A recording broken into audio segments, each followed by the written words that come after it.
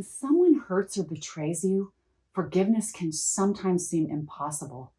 Our natural response is anger, and we often feel justified in wanting to get even for that injury that's been inflicted upon us. But forgiveness isn't about making right the wrongs. Forgiveness is more about freeing up your own valuable energy and putting it to better use than holding on to grudges and harboring resentments. The more we practice forgiveness, the more we're able to heal our own unhealed wounds. Like the rest of us, I'm sure you find it hard to accept other people when they're inconsiderate or selfish or even hurtful to or abusive to you or the people you love. We all have these subconscious values about how people should treat each other. And you might even feel that by forgiving someone, you are compromising your own moral values. But forgiveness is not as much about the other person as it is about you. Feelings of anger and hurt may be perfectly justified, but it's important to process them and move past the stages of grief that it's causing you. The longer you hold on to them, the more power the other person has over you. By the way, guys, make sure you hit the subscribe button because I have so much cool content to share with you this year that I promise will be life-changing. So back to why we need to forgive for our own sake. A study was done on forgiveness therapy, showing the impact forgiveness had on emotionally abused women.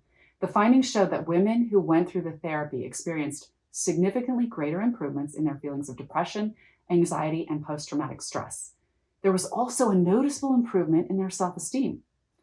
We all likely have a story of deep betrayal in our lives. I certainly have mine. I had a family member who talked me into an investment, making me believe they had my best interests at heart and really wanted me to do well. Like they were really watching out for me with this investment. I trusted this person. I was sure they loved me and believed they would watch over my money carefully as they kept assuring me their projections would be a 10x return on my money. They made me feel so comfortable and sure they had my back that I doubled my investment in this business, which was a lot of money. Almost immediately after they had my money in the bank, this person started avoiding me. When I wanted an update about how things were going, they claimed there were issues and extra costs, and they'd let me know if they could get through it. So months went by with nothing but excuses, and this went on for several years. Then on the street one day, I heard the business I had invested in was doing great. Someone who hung out with the son of this person said they were raking in money like crazy, paying all the expenses of their entire family, going on nice trips. It wasn't until months later, this person finally called me back. Out of the blue, they informed me that the business was out of money, that they'd had to sell the assets, and had filed for bankruptcy several weeks before. I was furious. I felt so much rage. How could they deceive me like this? I felt so stupid for trusting them, for putting so much money into something they had all the control over without doing more homework on it. I felt like I'd been blinded by my own trust, and I couldn't stop thinking about it and obsessing over it, about where I went wrong, what I should have or could have done differently.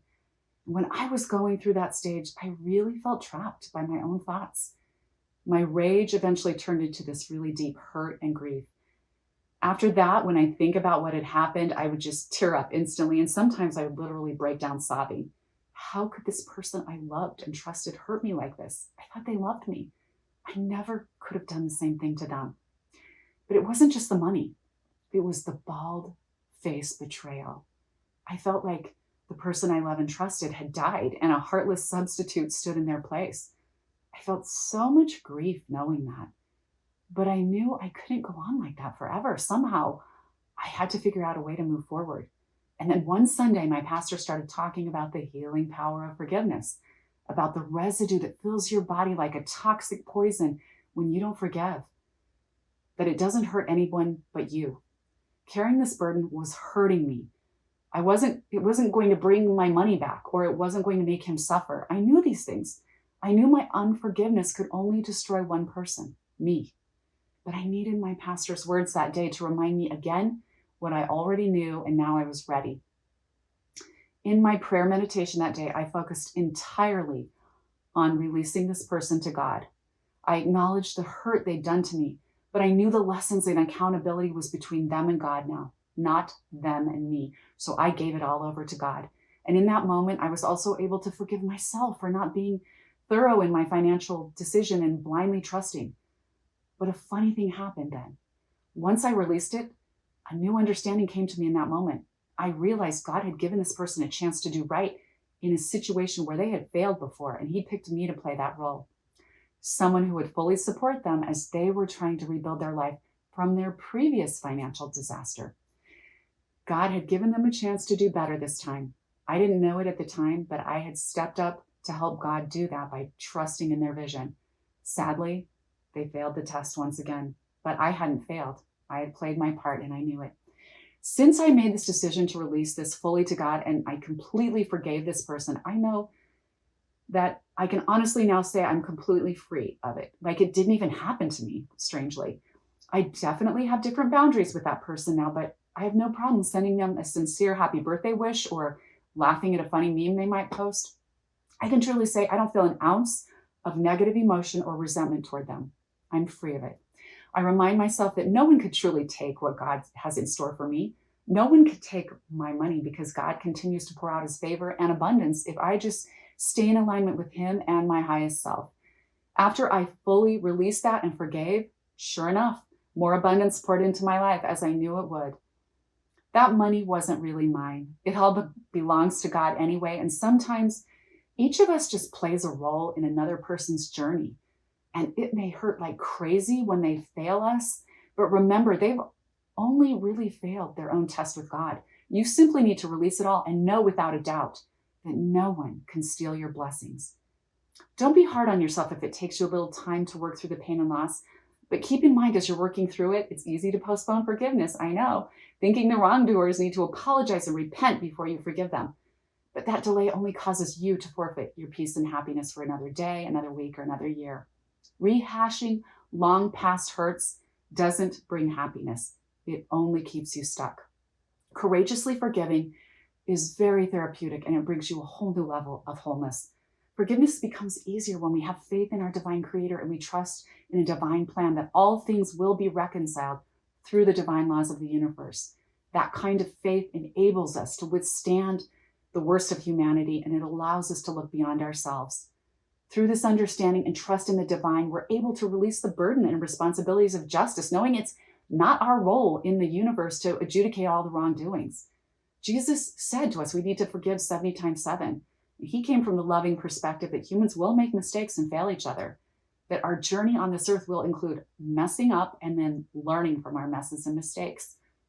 Jesus also pointed out something we constantly need to remember, that we need to forgive to be forgiven, because at some point we're all going to make mistakes. Forgiveness is essential to spiritual growth and healing. When we forgive, we transform ourselves from self-centeredness into a spirit of unconditional love, which is the quality of God. The best way to navigate through the challenges of life is to become bigger than your problem by developing a greater capacity to love. Love is like that master key that transcends all evil. So the more we learn to forgive, 70 times 7, the higher we ascend into our spiritual relationship with God. Forgiveness opens the kingdom of heaven to us, which simply means we carry the power of love as we love ourselves. I remind myself constantly now that God is my source, my strength, and my supply. He alone administers my healing, and no one can hurt me when I'm in His good hands. No one can rob me of anything unless I allow them to by holding on to my own pain and anger. This week, I hope you'll spend some time in deliberate prayer and meditation, forgiving whatever it is you've held on to. I'm praying for you to feel a magical sense of freedom and joy you might not have felt in a while. May God bless you in your journey.